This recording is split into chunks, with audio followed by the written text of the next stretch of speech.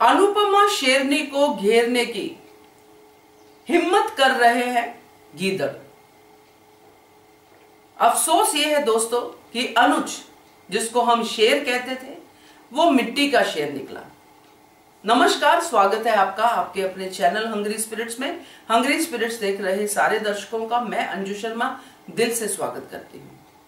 आज की कड़ी ने यह साबित कर दिया कि असली शेरनी कौन है, और जिसको हम शेर समझ रहे थे काफी दिन पहले ही यह साबित होना शुरू हो गया कि वो तो सिर्फ मिट्टी का शेर है।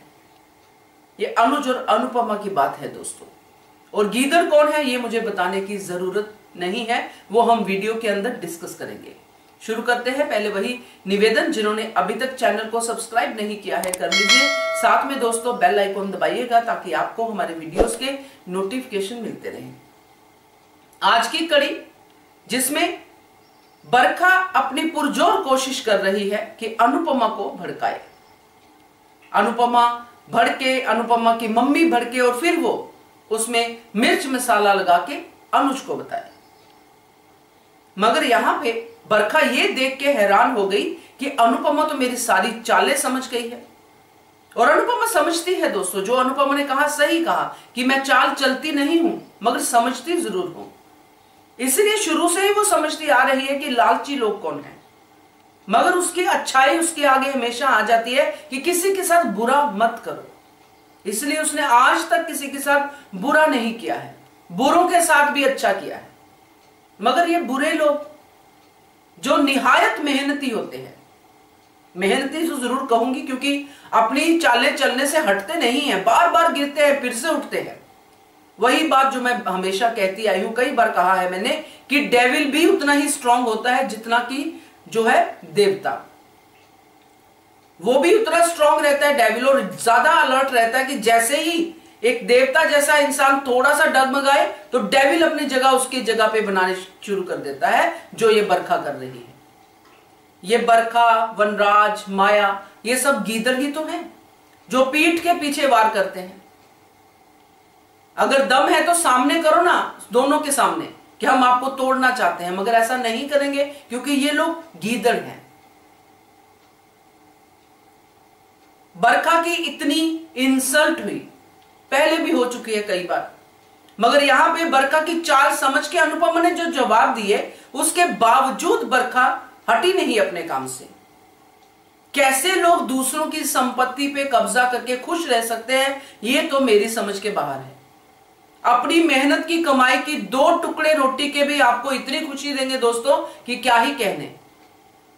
मगर ये लोग किसी और मिट्टी के बने होते हैं, जो हमेशा दूसरों की कमाई पे ही नजर रखते हैं। बरखा इस तरह की है। वनराज 2 नंबर का गीदड़, वो इससे अलग है। उसको यह लालच है कि जो मैंने खो दिया उसको मैं वापस पा लूं, मगर वो ये भूल रहा है खो दिया पाना, इसके बीच में एक इंसान है, कोई वस्तु नहीं है। अनुपमा है जो कि इंसान है, उसकी अपनी भावनाएं, उसकी अपनी जिंदगी है। आज तुम्हें अनुपमा अच्छी लग रही है इसलिए तुम्हारा फोकस अनुपमा पे है, तो ये क्या तरीका है? तो ये 2 नंबर का गीदड़ जिसका अपना एक अलग किस्म का लालच है। तीसरी माया, जिसने अपने आप को इतना स्मार्ट बना लिया है कि अनुज के सामने ऐसे दिखाती है कि वो सबसे ज्यादा केयर करती है अनुज, अनुपमा और छोटी की, और अनुपमा के लिए बीच में मिर्ची भी लगाती रहती है क्योंकि उसका वन एंड ओनली टारगेट है अनुज, कि अनुज को अपने पास रखना है। बरखा को संपत्ति जायदाद चाहिए, वनराज को अनुपमा चाहिए, माया को अनुज चाहिए। तो आप सोचिए कि ये तीनों के बीच में किस तरह घिर गई है हमारी शेरनी अनुपमा। मगर शेरनी है इसलिए मैंने शेरनी जो शब्द है यूज किया है, वर्ड है यूज किया है, क्योंकि वो इन सबको समझ रही है। मगर अनुज देखते हुए भी नहीं समझ रहा। उसके पास वनराज आता है, वो भड़काता है, अनुज भड़क जाता है। अब बरखा ने कहा है कि मेरी बेइज्जती कर दी, ऐसे सामान भिजवा दिया, ऐसी अनुपमा तो मैंने देखी नहीं है, और अनुज उस बात पे हैरान हो रहा है कि वाकई क्या अनुपमा ऐसी है।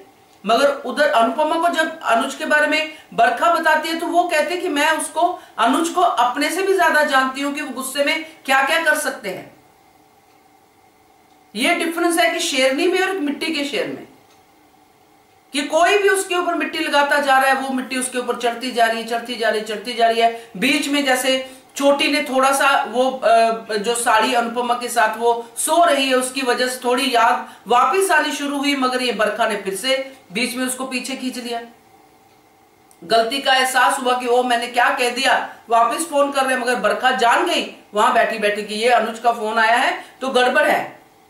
और अनुपमा भी समझी कि बरखा ने फोन क्यों नहीं उठाया है, मगर अनुज कुछ नहीं समझा कि पहले भाभी ने मेरा फोन उठाया नहीं, अब मुझे फोन कर रही है, फोन करके मुझे ये सब बातें बता रही है। इससे तो क्लियर है कि जब मैं फोन कर रहा था कि वहीं पे थी, मगर ये बातें अनुज समझना ही नहीं चाहता है, ऐसा लगता है।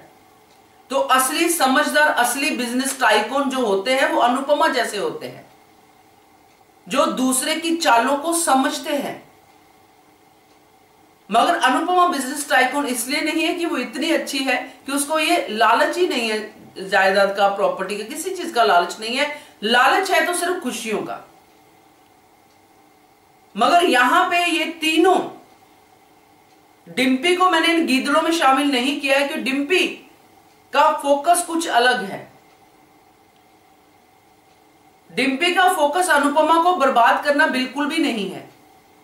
वो बीच में अनुपमा आ गई है उसके टारगेट के, इसलिए अनुपमा के साथ ऐसा हुआ है, मगर डिम्पी का फोकस अनुपमा को बर्बाद करना नहीं है। वो कहीं ना कहीं अनुपमा और अनुज को साथ ही देखना चाहेगी। तो ये तीन जो सिर्फ और सिर्फ इस जोड़े पे नजर गड़ाए बैठे हैं, तीनों गिद्दड़, ये अनुपमा शेरनी को तो धराशायी कर नहीं सकते हैं दोस्तों। हां, अनुज पे इनके वार जो चल रहे हैं बार बार लगातार, वो वार तो जरूर काम कर रहे हैं। इसी वजह से आज ये रिश्ता टूटा है क्योंकि अनुज मिट्टी का शेर है। अब देखते हैं आगे क्या होता है, क्योंकि मिलन की बातें तो होनी शुरू हो गई हैं। बाकी आगे देखेंगे कि मिलन होता है या जुदाई ज्यादा बड़े लेवल पे होती है। देखते हैं दोस्तों। Keep watching hungry spirits channel. Thank you so much. Subscribe to our channel by clicking the subscribe button. Click the bell button and enjoy the latest uploads from our channel.